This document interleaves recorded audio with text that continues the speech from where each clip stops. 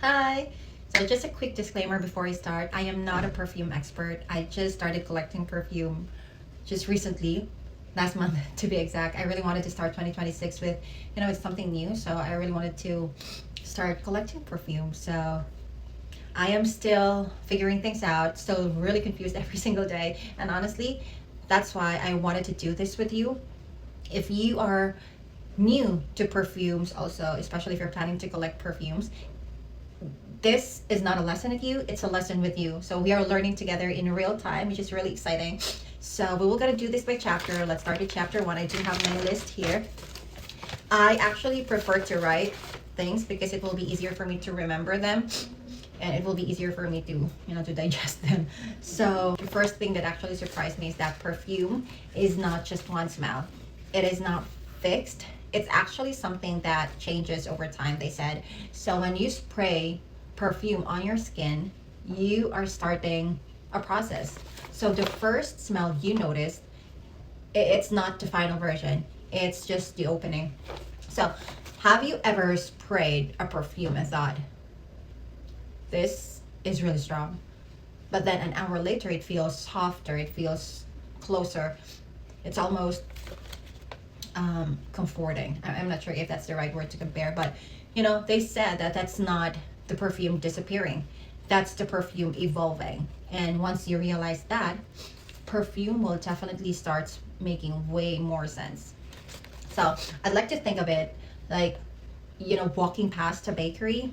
From far away, you smell something sweet in the air, but as you get closer, the smell gets warmer, it gets richer. But when you walk inside, it's full, it's comforting.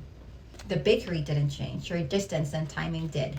Perfume works the same way. So where you are in time changes what you smell. I hope that makes sense. So now let's talk about alcohol. They said it's really important, and they said that it really matters. So I know it's boring, but alcohol is what carries the scent into the air. So some scent molecules are light and fast, so they show up first, but they disappear quickly. Others are heavier and slower, so they stay on your skin longer. That's why, sorry, that's why a perfume can smell totally different 2 hours later. Have you ever thought, I actually like it more now than when I first sprayed it? You know what I mean? The moment right there, that's you starting to understand perfume. And also one thing that I have learned, which is really interesting, and also as a beginner, and tell me if this, sounds like you also, is that we judge perfumes way too fast. We spray once and decide immediately if you like it or not. But they said perfume is not meant to be judged in first 5 minutes. So instead of asking, do I like this? We need to try asking, what is this doing over time? I believe that small mindset can change everything, hopefully.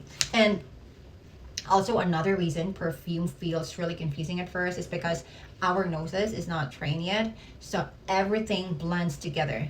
Like sometimes you might say, oh, this smells really sweet, or this smells really strong. And I believe that's totally fine. So we need to think of it like music. At first, a song is just a song, and then later you start noticing the beat, the instruments, the mood. Smell works the same way. Like practicing makes you better at maybe. Like practice makes perfect. Like repetition trains your brain. Sorry, that's our dog.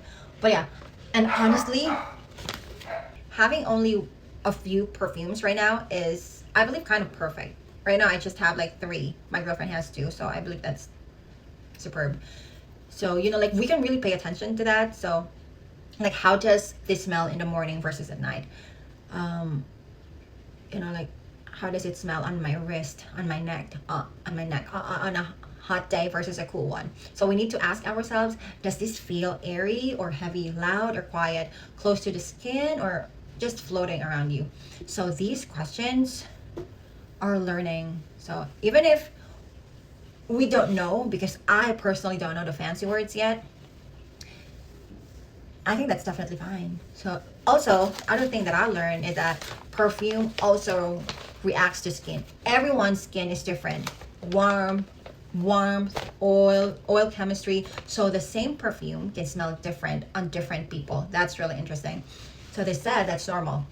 The paper strips show structure, but our skin shows personality. So, and as a beginner, skin teaches us way more. So right now, our goal is not to collect bottles or to sound smart. Our goal is to notice, to slow down, to be curious, to like, if you feel confused, that actually means you are doing it right. So I do have like a really small challenge for you all before the next chapter, because we will be doing a chapter 2. So tonight, spray one perfume and like try to wear it all day. So don't try to judge it right away. So just notice how it feels at the beginning, and then again at the end of the day. Does it feel softer? Does it feel warmer?